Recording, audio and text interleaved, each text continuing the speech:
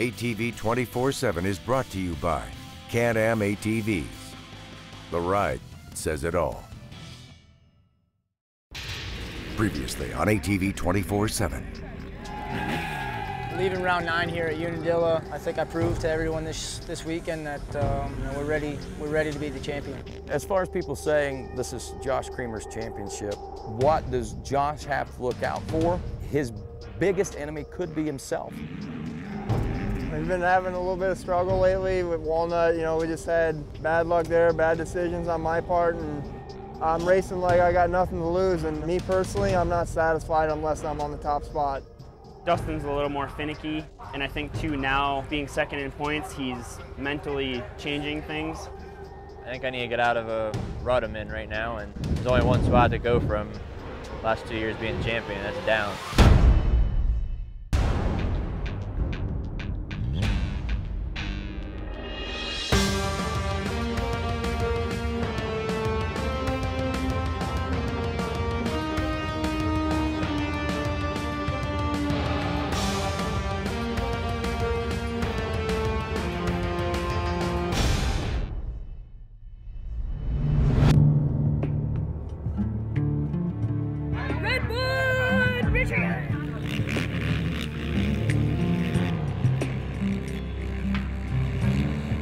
This weekend, we have made it all the way up to Buchanan, Michigan at Redbud. Best track in America by far. It's probably one of my more favorite tracks that we go to on the circuit. Redbud is where everybody, they can relate it to national. That's national when you talk about Redbud. Everybody knows Redbud.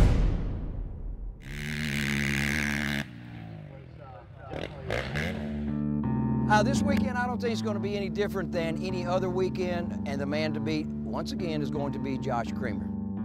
I don't think there's anybody here this weekend who has wanted this championship more than Josh Creamer. So I don't think there's anybody that's going to be able to take it away from him this year.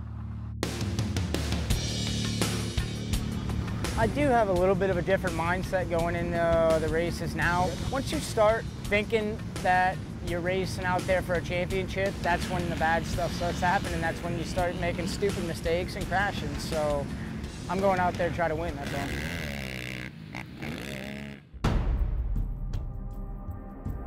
As we head into this weekend, it looks like it's pretty cut and dry as far as the championship points race is concerned. You got Josh Creamer in the points lead, 30 points over Dustin Wimmer. You've got John Natale, who's about 82 or so points back in the number 3 spot. And then you've got, of course, Chad Weenan with Can-Am and Josh Upperman, the privateer that runs for Baldwin Motorsports. Those two are in a dead tie. Whichever one comes out on top this weekend will have the upper hand when they move on to Loretta's in a couple of weeks. Though they may not have a chance to win the championship, what they do have a chance to do is make a mark in the latter part of this season. Sponsors, they want to see wins. The factor there could be whether Weenan can put together 2 motos, which he has not really done all season long. He's not known for his starts, but he knows how to ride in traffic, and that's what he does. And I think he gets mad when he gets his bad start, and that's usually how he puts his charge on to come through like he does. I mean, he's phenomenal at it.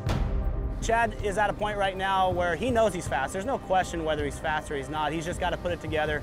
And we've been on the podium the last 5 races, and it's just been clicking. And I think you're going to see it really click for Chad in this race. Josh Upperman, you could say, is probably the salt of ATV racing. He is a typical blue-collar guy from up in Ohio. This past winter, he cut wood to maintain himself. He can't spend his time training like these other guys do. He has to help set up the rig. He has to help mechanic and things like that running for Baldwin because they are a privateer team. Especially if you're a privateer, it takes quite a bit of money and out of your own pocket and stuff like that. But I mean, if you got a factory ride, I mean, it's pretty gravy, I guess. We've had a lot of success. Josh got his first win out of the way, and so now he's very confident. He understands he can run with everybody and realizes he is one of the best guys in the country. Josh, he gets a hole shot, it's hard to beat him. I mean, and he gets a lot of hole shots, so that's going to be a tough race because one of them's an excellent starter, and he needs the points, and one of them's a horrible starter, but he's incredibly fast and needs the points, so it'll be intense. Both these guys, it's pretty important to both of them, and I think that we're going to see probably a different level of riding out of these guys because they want to make their mark on the end of the season. And I think Chad Weenan probably wants to make a mark more than anybody does out there because Chad hasn't performed to his potential this year. We haven't seen him in the winner's circle. That's where Chad wants to be. Next on ATV 24/7, we return to the competitive world of youth ATV racing and meet two young ladies ready to make their mark out in the track.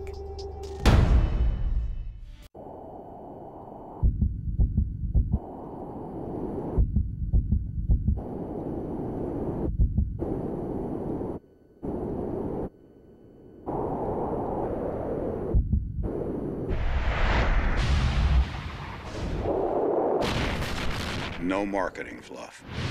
No ridiculous claims. Just a promise. The Ride says it all. Can-Am. Find out for yourself at the Ride Says It All Tour. ATV 24/7 is brought to you by ITP Tires and Wheels with advanced traction technology. Previously on ATV 24/7.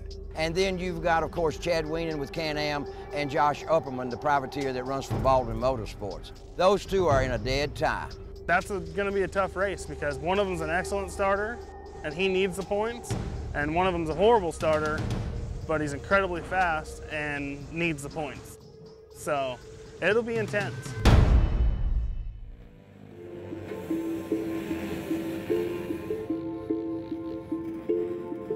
One of the neat things when you look at the amateur and youth classes of ATV racing is the fact that there are young ladies competing in the classes that are pretty much male-dominated. And no one's going on that inside up there either.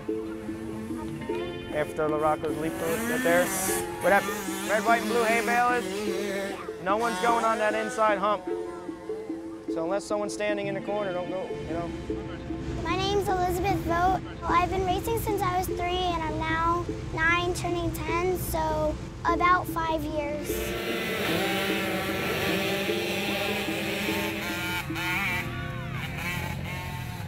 I'm very proud. I couldn't do what she's doing. I'm proud of her to see where she's at.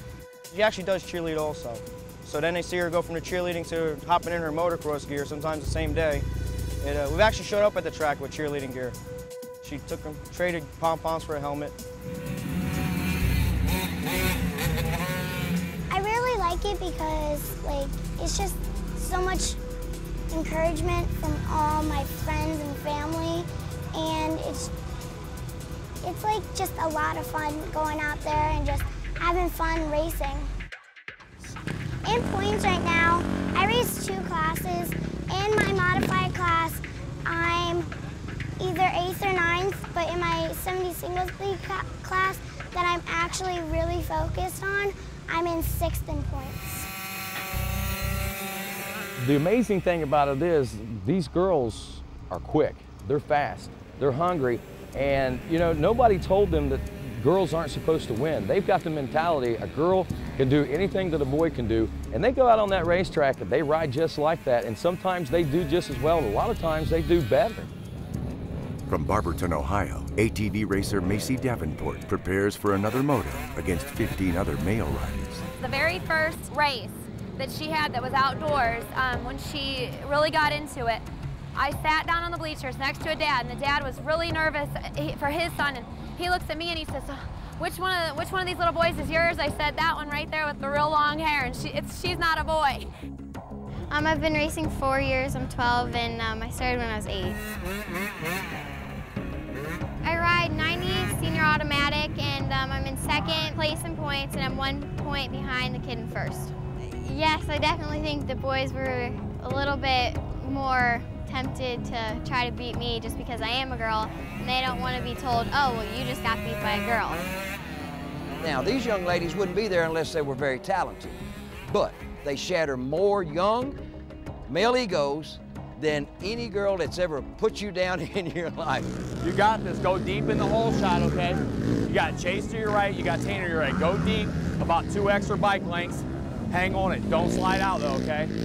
Well, there's no class that we can even get to in right now that's a girl class, but I don't think we'd have it any other way. I mean, to say that you're the best, you got to race the best. When she gets to the girls class, that'll be great too, and we'll race the best women, you know, in America. But right now, hopefully we're racing against the best boys, and hopefully we can compete with them.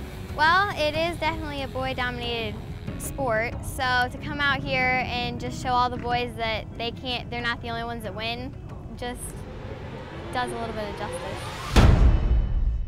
Next on ATV 24/7. The privateers in this sport, they work probably 10, 15, even maybe 20 times harder than your pros because they have to. Only one tire brand that may claim to winning more ATV podiums than any other tire company out there. ITP. From the Quadcross MX tire, designed for hard-packed tracks, to the Quadcross XC, ITP's new cross-country racing tire. ITP sets the standard for high-performance ATV tires. And we've got the podium wins to prove it. Order your free ITP catalog today by calling 1-800-495-4080 or visit us on the web at itptires.com. ATV 24/7 is brought to you by AMSOIL, first in synthetics. Previously on ATV 24/7. You know, we've had a lot of success. Josh got his first win out of the way, and so now he's very confident. He understands he can run with everybody and realizes he is one of the best guys in the country. Chad is at a point right now where he knows he's fast. There's no question whether he's fast or he's not. He's just got to put it together. And we've been on the podium the last 5 races, and it's just been clicking. And I think you're going to see it really click for Chad in this race. Yeah, you've got to remember that people like Josh Upperman and some of the other privateers in the pro class, if they don't perform, they don't pay for their gas to get from point A to point B, from one round to the other. You know, that's where you're going to see the blood, sweat, and tears of this sport. They're not under a factory contract. There's only 3 this year. And of course, everybody knows that today you've got to have money to just be able to go, you know, from race to race, not to mention all the other things that are added to it as far as a machine and things like that. The privateers in this sport, they work probably 10, 15, even maybe 20 times harder than your pros because they have to. So the privateer really has to perform week after week in order to keep coming week after week, because all the money that he wins one race, he's got to put that money into the next race. And each time that he's doing that, he's investing in himself in hopes that he is going to be a factory rider someday. Everyone on our team and most everyone else in the entire paddock has come from a pickup truck with an open snowmobile trailer, and 2 years later you got a 20-foot enclosed trailer, and then a year or 2 after that you got a 30-foot gooseneck with living quarters in it, and now I have a team or a job with a pro team in a semi.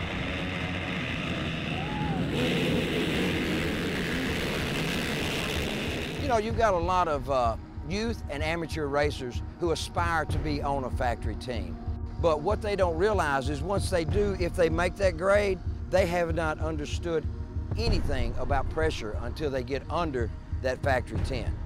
When you get to be a factory rider, you've got a lot of pressure, because at this point you don't have just mom and dad or 1 or 2 sponsors saying that we need to see results. You've got a mechanic, you've got a team manager, you've got the factory reps themselves, and you've got all the product reps that are expecting the same thing out of you. So now all of a sudden you've got 10, 15, 20 people that are counting on you each and every weekend that you line up on that starting line. The pressure is big when you're on that rig, because you don't perform and you go get your butt kicked by Thomas Brown, he's gonna take your ride. It's gonna be him, not you. So do you want the big money and the nice ride and have all that? Or do you want to let some kid take it from you that's been pro for a year or 2? The level of performance there and the expectations of these guys once they get under that factory tent is just enormous. And I have, over the past 4 or 5 years, seen it turn a champion into a loser. I've seen it turn a loser into a champion. And then I've seen it take guys that didn't run in the top 5. They didn't run in the top 10. They're not here anymore. The pressure builds under the Suzuki tent for one factory rider, 2-time returning champion, Dustin Wimmer. Dustin has he's come out of the amateur ranks on an uphill swing, mowing down the A class, mowing down the Pro-Am class, jumped into pro, almost won, and he's won out ever since. He doesn't know anything other than winning. Last 2 years I've been dominant, you know. I've won a lot of races. Won 6 or 5 motos the year before in 2008 and 6 motos last year, and I was hurt for 3 races. I think that comes from Dustin has really in his heart always wanted to be a champion, but now he's found out how hard it is to maintain that level. Not event after event, but it's year after year after year. You definitely have that drive when you don't have that championship. I mean, I still think I had that drive, but I just don't think deep down, I don't have it. The most important thing that I'm lacking when it comes to Dustin is the ability to turn on his fire. You know, get him, make the aggression go through the roof and turn him into the raging bull in the china shop. I have no idea how to do that with him. I hope someday we can figure out how to control that. You know, somebody needs to tell Wimmer, you're not last, you're in second. You have a shot for the championship. It's hard to maintain that motivation year in and year out.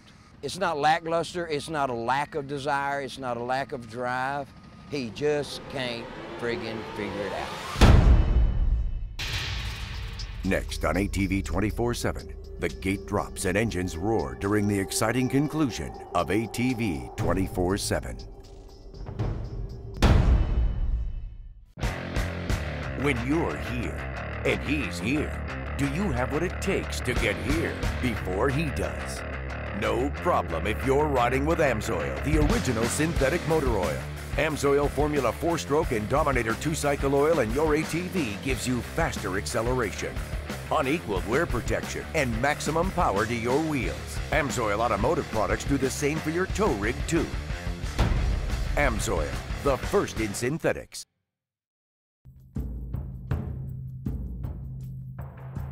After the practice laps and the qualifiers, the pro racers prepare to compete in two separate races called motos.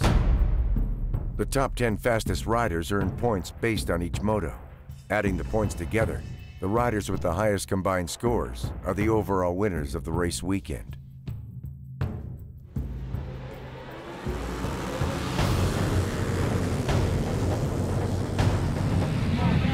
Right out of the gate, Josh Upperman takes the hole shot, followed by Greg Gee, Nick DeNovo, Josh Kramer, and Chad Wheaton.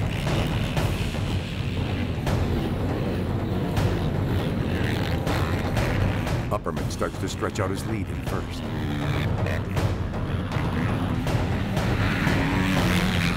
Suzuki's Josh Kramer pressures Greg Gee for second.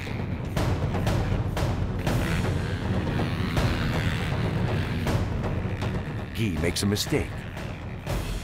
Kramer makes a move, pushing him into second place.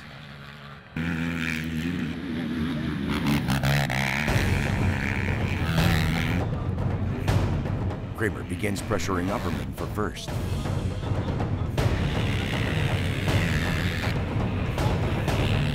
As Upperman and Kramer battle for first, Can-Am's Chad Wheaton roars into third.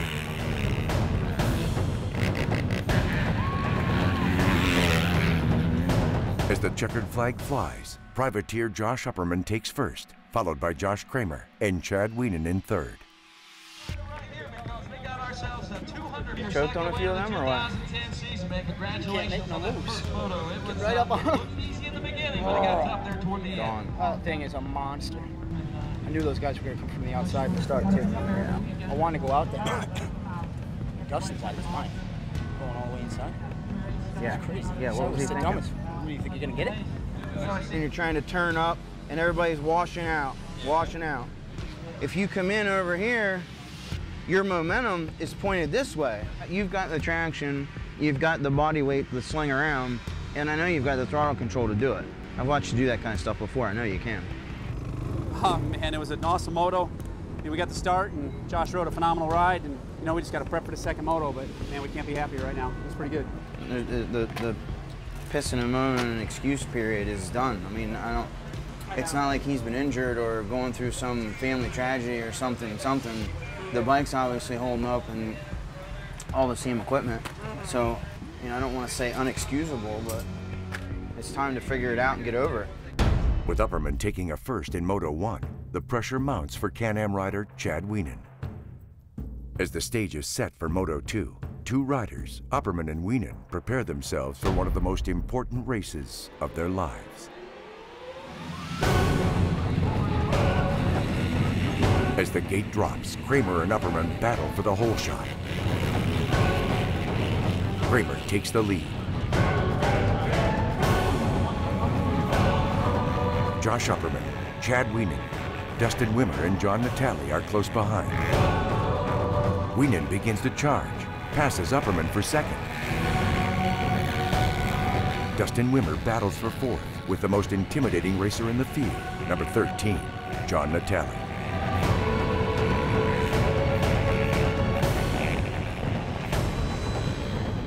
Misfortune strikes Natale as his machine breaks down. Meanwhile, Chad Wienen continues to stalk Kramer for the lead. A first-place finish is crucial for Wienen in order to stay competitive with Upperman for the overall points. Wienen charges again, passes Kramer for first.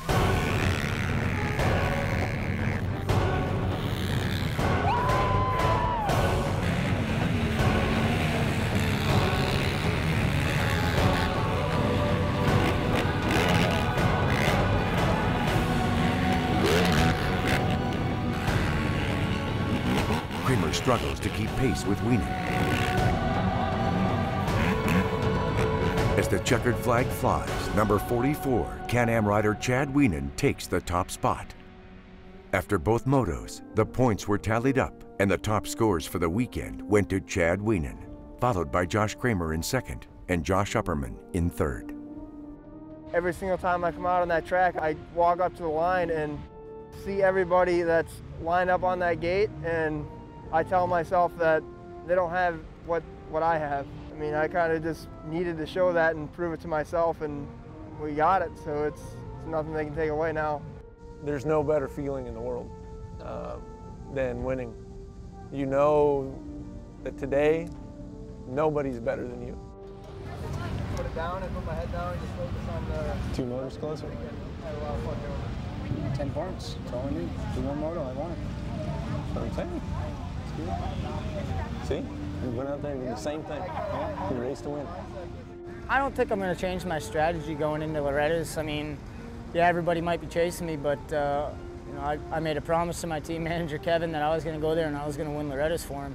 I did it last year. There's no reason why I can't do it on this Suzuki, because obviously it's an awesome bike. So that's what I'm planning on doing. I'm going to go there and I'm going to win the championship and I'm going to win Loretta's. On the next ATV 24/7, 1 round to go. The destination, Loretta Lynn's. Can Josh Kramer clinch the championship? Does Dustin Wimmer have what it takes to reclaim a 3rd title? We'll find out when ATV 24/7 invades Loretta Lynn's.